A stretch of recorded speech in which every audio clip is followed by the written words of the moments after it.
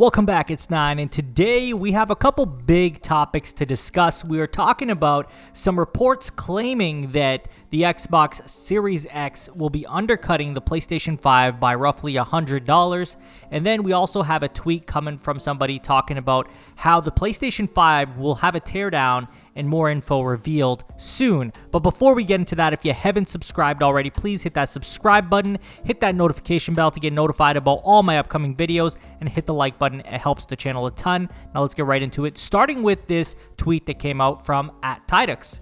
And he says, PlayStation is preparing a show to do a teardown, backwards compatibility info, more exclusives, release date and price. It was supposed to be shown early August, but will be shown after Xbox shows their hand first, late August to early September. Now, this is one of those people who sometimes does actually have accurate information and quite possibly could have an insider for all we know.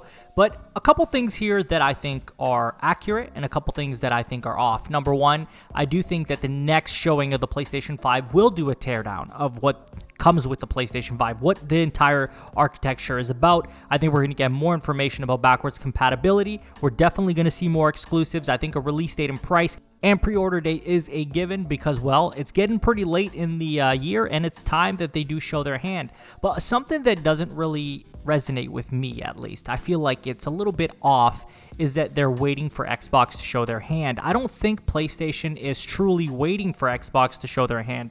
I think whatever they've decided to set their console price at is where it's going to be. They definitely by now have figured out where they want to land with that, and I think it's all about timing for them.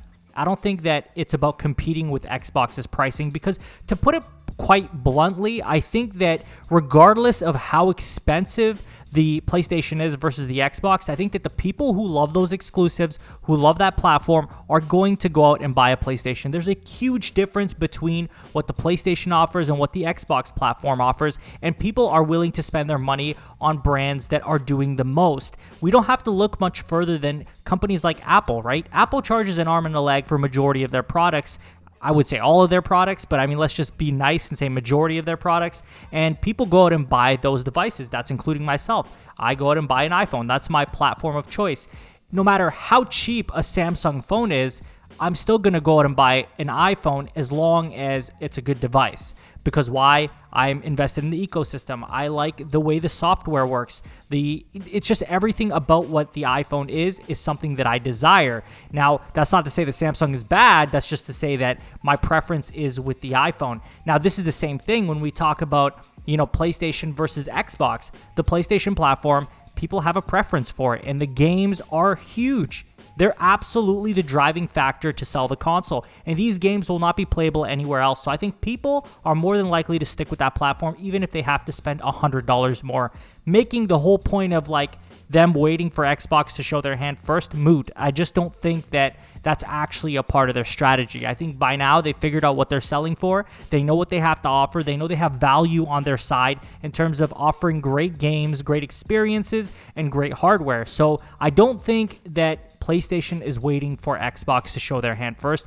Although a lot of people seem to think that, I just think that as a company, a multi-million-dollar company, it just doesn't make sense at all. I think that they're way past that. They already know what they want to do, and it's just a matter of time for them to show it. They're just waiting for the perfect time in terms of their schedule. But that's my 2 cents on that. Next thing I want to cover, and this is a very big one, is the Xbox Series X coming in at $100 cheaper. There's a few things in this that I find really interesting, and that this leaker claims that not only will the Xbox Series X be cheaper, it will heavily outperform the PS5, which I disagree with. I just don't see that being a reality in all of this. I think that, yes, the Xbox will have advantages, being that it has more teraflops, it has more power on its side, and there's no refuting that. But I don't think that's the only aspect of, game development. I think there's a lot of other things around that, and that doesn't mean that the PlayStation version will look much worse or anything like that.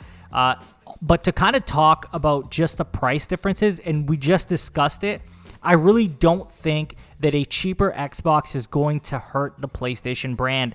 I don't think that that's going to be a thing, because all we have to do is look at exclusives, and that's something that Xbox doesn't really have at the moment, and they're not proven. They're not really proven studios, and even with that said, all their games are going to PC, they're going to be on Game Pass, and I think Xbox just isn't really about that console lifestyle. They're about subscription services. They're about putting their games everywhere, and that's something that we're going to see more of going into the future. I truly believe that. In terms of the performance difference, you know, I've heard reports about the PlayStation 5 being easier to develop for. I've heard reports about the PlayStation 5 performing better. It's just a matter of opinion at this point because we don't have the consoles physically in our possession to really test it out, right? Like when they come out and then we have Digital Foundry take it apart, when we have other, you know, big outlets take it apart and compare them side by side, I think we're going to get varying results, but I truly don't think it's going to be that night and day difference that this leaker seems to be pointing out. I just don't feel that that's where it is.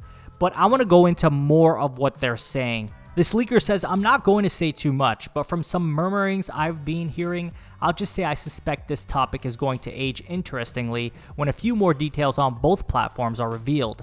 I mean this in a few more ways, but to give the broadest idea, I'll just say the Xbox Series X is by far more powerful than the PS5 if we're just talking raw power. Multi-platform games will run better there. It is something people are going to have to prepare themselves for. Add to this, Microsoft are ready to lowball Sony when it comes to price. They can more easily make a sacrifice and get back profits from Game Pass and console sales than Sony can from that comparatively. So it's pretty much, we were just talking about this. He's talking about a huge power gap. He's talking about a huge price difference. I'm going to be honest with you again. I don't think it's going to make that big of a difference. I don't think that we're going to see a night and day difference in performance. I really don't.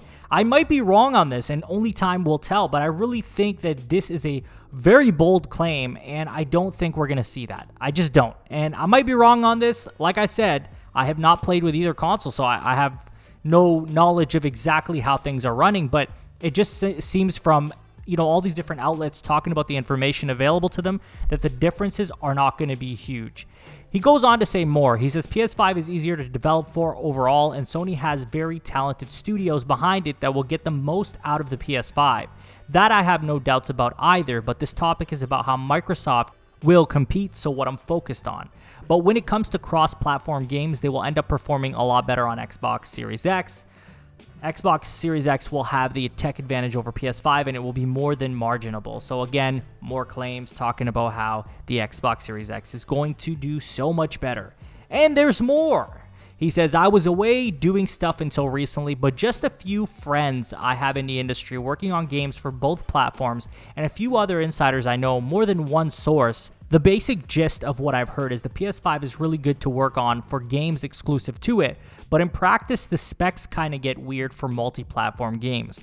If multi-plat, the usage of PS5's SSD system does help a bit, but not to the fullest, and I've heard some dev friends talk a bit about the struggle PS5 has for 1080p games running 60 FPS still, while Xbox Series X doesn't have the same problem and can push above that even in most cases. Of course, this is a small selection of people I've talked to, there's more to it, but I hear something that's going to make this generation a bit interesting is the PS5 and Xbox Series X focus in other areas are going to make multi-platform games interesting this generation, to the point we may actually see less of them and far more games coming to one platform or the other, plus PC, as it's actually kind of hard to make a game optimal for both platforms due to where they are a bit differently focused. And again, I don't know how I feel about these claims. It just seems so bold and so like there's really trying to paint this huge difference in power. And again, to say that the PS5 can't run games at 1080p 60 frames per second is insane. That's crazy.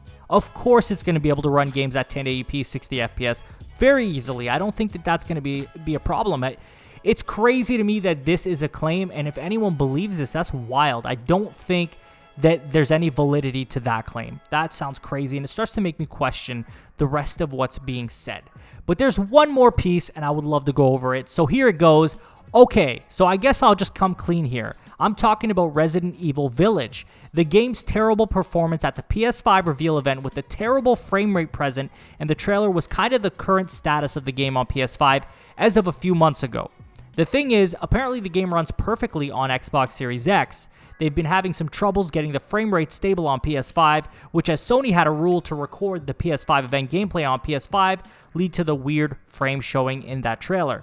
But it's running in the RE engine, and they'll be making more optimizations to take advantage of the game there.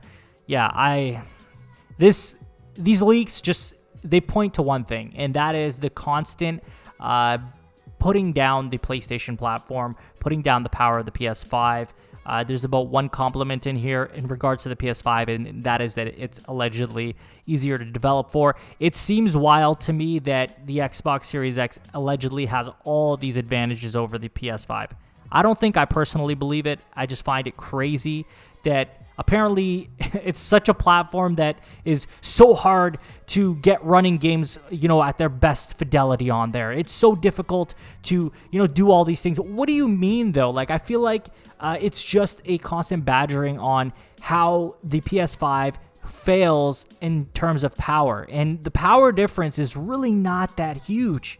We've heard it from Digital Foundry. We've heard it from, many different outlets that focus on hardware and performance, and they just don't see that gap is going to be enormous like this leaker is stating. I think it's crazy. I really, really don't think that there's a lot of validity to this.